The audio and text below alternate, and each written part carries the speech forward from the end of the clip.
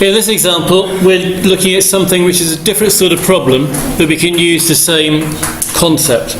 We've got a cubical die, so a normal shaped die, but it's been labelled, so there are 3 1s, 2 3s and 1 6. It's not labelled normally. The die is rolled 40 times and the mean score of each roll is recorded. Find the probability that the mean score is over 3. So what we're doing here is we could work out what the theoretical mean and the theoretical variance are based on our probability skills so far. But each roll here is like a sample. So this is actually like sampling something 40 times. But what we are going to do first of all is define a random variable, because the score on this dice is a random variable. So x will be the score on the die. Yeah, die, not the dice, it's only one of them. What sort of random variable is this, the score on the die? It's a discrete random variable, yeah, that's right. It's a discrete random variable. What are the values that x can take?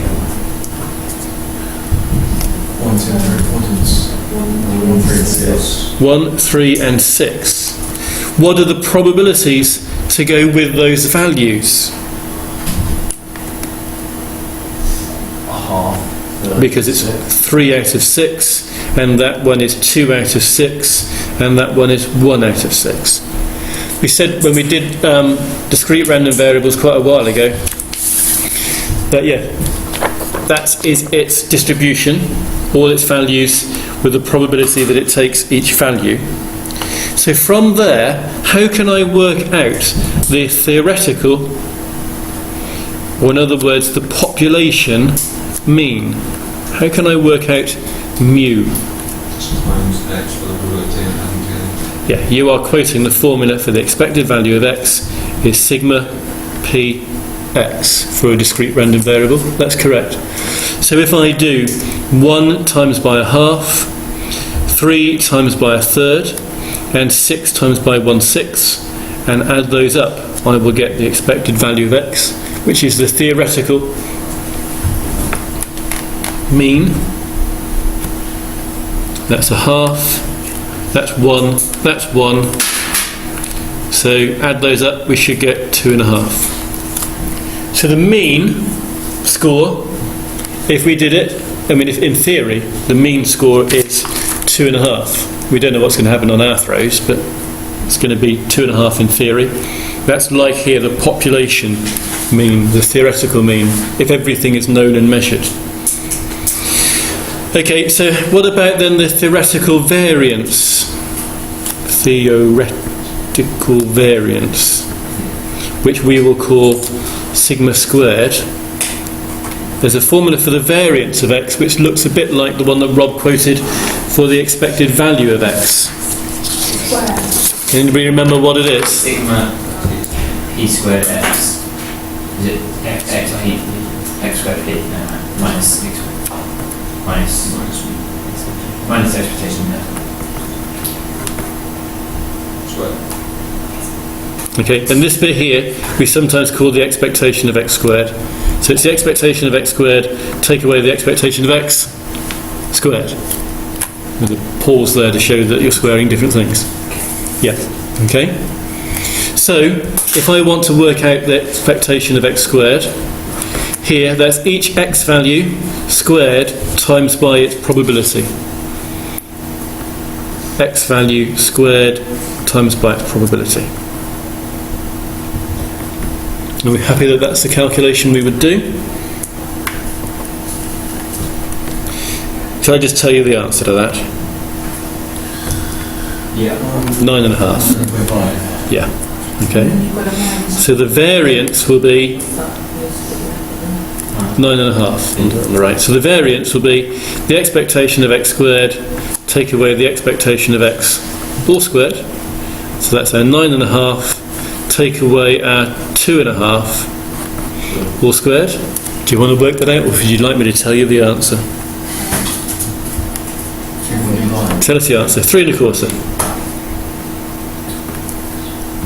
Okay. So what we have here is x is the score on the dice, on the die, and we have just worked out mu is 2.5, the mean, and we have worked out the variance is 3.25. It's not normally distributed. It's a discrete random variable, but we still know effectively here this theoretical data, or this is data about the population, like if you did it forever, if you knew everything. Don't you have to square the 3/4? That is the variance, not the standard. 3/4 is the variance.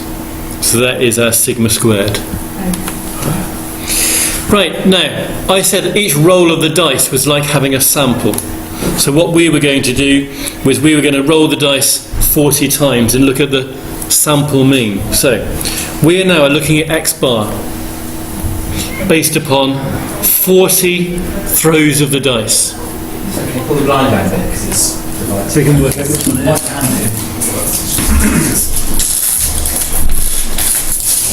Okay.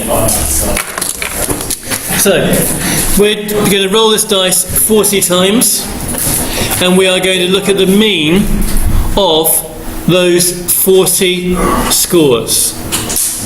We've got that, rolling it 40 times, looking at the mean of those 40 scores. That is what X bar is. It's the sample mean, the mean of the samples. What can you tell me about how X bar is distributed?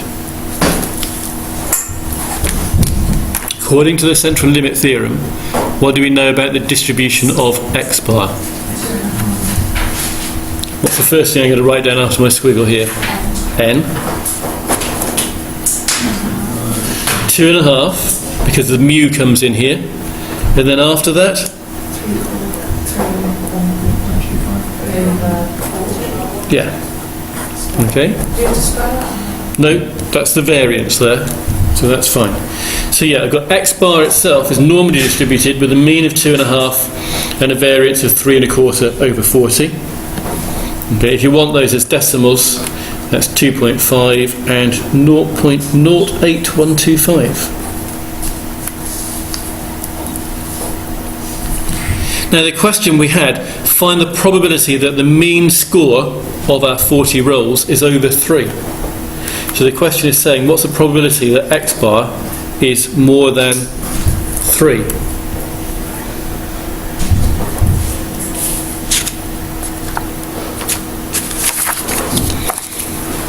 In the 5 minutes or so we've got left, can anybody talk me through what we have to do here?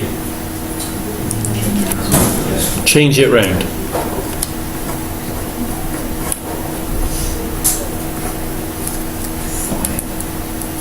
Hang on a minute.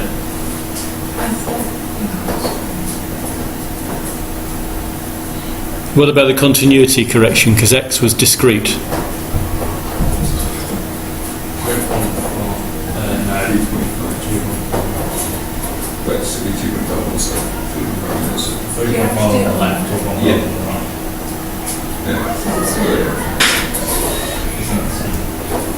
Is it 2?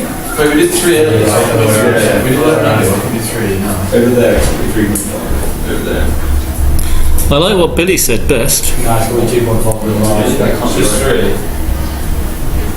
Just that. X was a discrete random variable. X bar is not discrete. X bar is the average of discrete things, but X bar itself can be continuous. There is no need to use the continuity correction. Okay? We can just do it without. So, that's absolutely fine as it is. If you just sort of make a note somewhere, there's no need to use the continuity correction.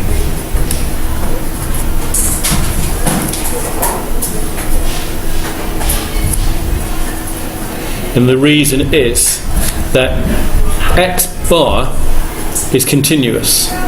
Yeah, X may have been discrete, but X bar, the means of various samples, that is continuous. So, we can finish this off before the bell. It's 1 minus phi of, can somebody tell me, what am I going to write in this bracket over here?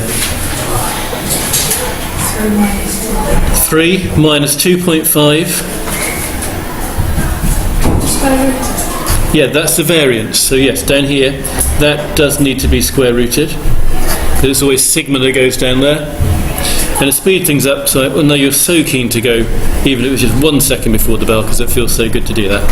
So I'm writing the wrong number in there. 1.754, which is 1 minus 0.9603, which is 0.0397, which is about 4%. So, even though the theoretical mean of this dice was 2.5, if we rolled it 40 times, there's a 4% chance that our sample means would be above 3. And that seems like a good place to stop.